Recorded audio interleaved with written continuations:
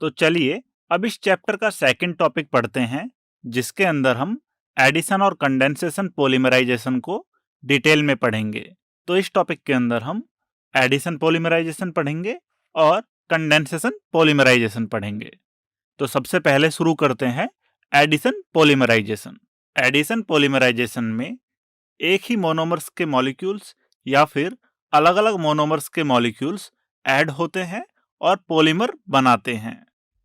ये जो मोनोमर्स होते हैं ये ज़्यादातर अनसैचुरेटेड कंपाउंड्स होते हैं, जैसे कि एल्कीन्स या फिर एल्का डाइईन्स और उनके डेरिवेटिव्स। तो इस तरह से इन्हीं एक प्रकार के मोनोमर्स या फिर अलग अलग प्रकार के मोनोमर्स से मिलकर पॉलीमराइजेशन प्रोसेस द्वारा पॉलीमर का जनरेशन होता है। यह जो पॉलीमराइजेशन प्रोसेस है यहाँ पर वो फ्री रेडिकल मैकेनिज्म के थ्रू होता है। That means free radical mechanism के थ्रू सेम मोनोमर्स या फिर अलग अलग मोनोमर्स आपस में ऐड होते हैं और एक बड़े मॉलिक्यूल पॉलीमर के मॉलिक्यूल का जनरेशन करते हैं। तो चलिए अब सबसे पहले इस फ्री रेडिकल मैकेनिज्म को देखते हैं। इस मैकेनिज्म के 3 स्टेप्स होते हैं। पहला स्टेप है चेन इनिशिएशन स्टेप, दूसरा स्टेप है चेन प्रोपोगेशन स्टेप और तीसरा स्टेप है चेन टर्मिनेशन स्टेप। तो इन रिएक्शंस में हमको चेन को इनिशिएट करने के लिए सबसे पहले एक फ्री रेडिकल की जरूरत होती है, जिसके लिए हमारे पास एक फ्री रेडिकल जनरेटिंग इनिशिएटर होता है या फिर उसको हम कैटलिस्ट भी बोल सकते हैं, जो कि मोस्टली एडिशन रिएक्शंस में या तो बेंजोइल पेरोक्साइड होता है या फिर एसिटिल पेरोक्साइड होता है।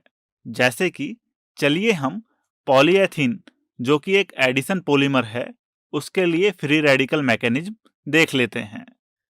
तो सबसे पहले हम पहली स्टेप देखते हैं जो कि है चेन इनिशिएशन स्टेप। तो पॉलीएथीन के केस में हमारा जो फ्री रेडिकल जनरेटिंग इनिशिएटर या फिर कैटलिस्ट जो होता है वो होता है बेंजोइल पेरोक्साइड, जो कि हमको फिनाइल रेडिकल और CO2 गैस देता है, जैसा कि आप देख भी सकते हो।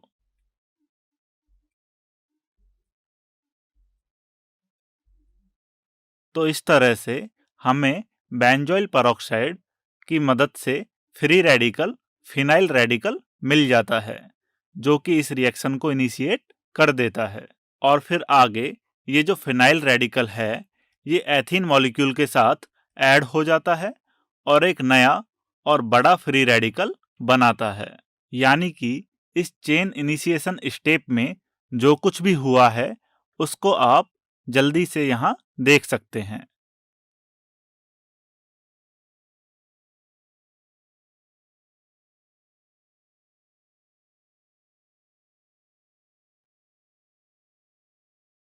तो अब यह रिएक्शन आगे चलती है और ये हमारा जो नया और बड़ा फ्री रेडिकल बना था फिनाइल रेडिकल से, वो आगे एक दूसरे एथीन मॉलिक्यूल्स के साथ ऐड होता है और एक नया और साइज में उससे भी बड़ा फ्री रेडिकल बनाता है।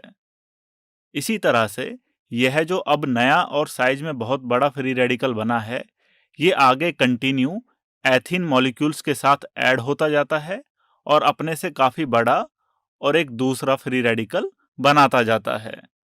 इस तरह से यह रिएक्शन आगे बढ़ती जाती है और इस स्टेप को इस रिएक्शन की चैन प्रोपोगेशन स्टेप बोलते हैं। और बड़े बड़े फ्री रेडिकल्स आपस में मिलते हैं तो इनका एडिशन हो जाता है और हमें हमारे पॉलीमर का मॉलिक्यूल प्राप्त हो जाता है। तो इस तरह से यह चैन टर्मिनेट हो जाती है और इस स्टेप को हम चैन टर्मिनेशन स्टेप बोलते हैं। तो इस तरह से कुछ इंपॉर्टेंट एडिशन पॉलीमर्स इस प्रकार से हैं। फॉर एग्जाम्पल पॉलीएथीन जो कि एक एडिशन पॉलीमर है, टेफ्लॉन एंड पॉलीएक्रिलोनाइट्राइल जिसे शॉर्ट में हम पैन भी बोलते हैं। तो चलिए अब इन तीनों एडिशन पॉलीमर्स के बारे में थोड़ा और पढ़ते हैं। तो सबसे पहले हम बात करते हैं पॉलीएथीन की। पॉलीथीन दो प्रकार की होती है। पहला है लो डेंसिटी पॉलीथीन जिसको हम शॉर्ट में LDP भी बोलते हैं और दूसरा है हाई डेंसिटी पॉलीथीन जिसको हम शॉर्ट में HDP भी बोलते हैं। तो चलिए अब इनका प्रिपरेशन कैसे करते हैं वो देखते हैं। तो पहले अगर एलडीपी पॉलीथीन की बात करें, तो एलडीपी पॉलीथीन हम एथीन का पॉलीमराइजेशन 1000 से 2000 एटीएम प्रेशर और 350 से 570 केल्विन टेम्परेचर के बीच डाई ऑक्सीजन या फिर एक पेरोक्साइड कैटलिस्ट की प्रेजेंट में फ्री रेडिकल मैकेनिज्म द्वारा कराकर प्राप्त करते हैं। अब अगर हम हाई डेंसिटी पॉलीएथीन की बात करें, तो इसकी प्रिपरेशन के लिए हम एथीन का पॉलीमराइजेशन एक हाइड्रोकार्बन सॉल्वेंट में कराते हैं और हम प्रेशर 6 से 7 एटीएम रखते हैं तथा टेम्परेचर 333 से 345 केल्विन के बीच होना चाहिए और कैटलिस्ट की फॉर्म में हम यहाँ पर टाइटेनियम टेट्राक्लोराइड, जिसको कि जिगलर नाटा कैटलिस्ट भी बोलते हैं, और ट्राई इथाइल एल्यूमिनियम का यूज करते हैं और इससे हमें हाई डेंसिटी पॉलीएथीन प्राप्त हो जाती है। अब पॉलीथीन की कुछ प्रॉपर्टीज देखते हैं। अगर हम लो डेंसिटी पॉलीथीन की बात करें, तो यह एक केमिकली इनर्ट पॉलीथीन होती है। उसी तरह से हाई डेंसिटी पॉलीथीन भी केमिकली इनर्ट होती है। लो डेंसिटी पॉलीथीन टफ होती है, लेकिन यह टफ के साथ साथ फ्लेक्सिबल भी होती है, जबकि अगर हम हाई डेंसिटी पॉलीथीन की बात करें, तो यह टफ तो होती है, उसके साथ साथ यह हार्ड भी होती है। उसी प्रकार से low density polythene electricity conduct नहीं करती है और हाई डेंसिटी पॉलीथीन भी इलेक्ट्रिसिटी का पुअर कंडक्टर होती है। अगर हम लो डेंसिटी पॉलीथीन की पैकिंग की बात करें, तो इसकी लूज पैकिंग होने की वजह से इसकी डेंसिटी भी काफी कम होती है, लेकिन हाई डेंसिटी पॉलीथीन की हाई डेंसिटी होती है क्योंकि इसकी जो पैकिंग होती है वो काफी क्लोज होती है। अब आप यहाँ पर एक लो डेंसिटी पॉलीथीन से बनी एक छोटी सी कंटेनर शीशी देख सकते हैं, जिसको कि एक आदमी आसानी से प्रेस कर पा रहा है, क्योंकि हमने पढ़ा है कि लो डेंसिटी पॉलीथीन फ्लेक्सिबल होती हैं। जबकि दूसरी ओर यहाँ पर एक हाई डेंसिटी पॉलीथीन से बना छोटा सा कंटेनर दिखाया गया है, जिसको भी व्यक्ति प्रेस करने की काफी कोशिश कर रहा है, लेकिन क्योंकि हाई डेंसिटी पॉलीथीन काफी हार्ड होती है, इसीलिए यह इस कंटेनर को प्रेस नहीं कर पा रहा है। अब पॉलीएथीन के कुछ एप्लीकेशंस देखते हैं। तो सबसे पहले लो डेंसिटी पॉलीथीन के एप्लीकेशंस देखते हैं। लो डेंसिटी पॉलीथीन मतलब एलडीपी का यूज इलेक्ट्रिसिटी कैरिंग वायर्स के इंसुलेशन में किया जाता है। इसके साथ साथ स्क्वीज बोटल्स की मैन्युफैक्चरिंग में भी एलडीपी का यूज किया जाता है और टॉयज तथा फ्लेक्सिबल पाइप्स जो बनते हैं उनमें भी कहीं ना कहीं एलडीपी का ही यूज होता है। अगर हम हाई डेंसिटी पॉलीथीन्स के एप्लीकेशंस देखें, तो इनका यूज बकेट्स और डस्टबिन्स की मैन्युफैक्चरिंग में काफी लार्ज स्केल पर किया जाता है। उसी प्रकार से बोटल्स और पाइप्स की मैन्युफैक्चरिंग में भी एचडीपी का यूज किया जाता है।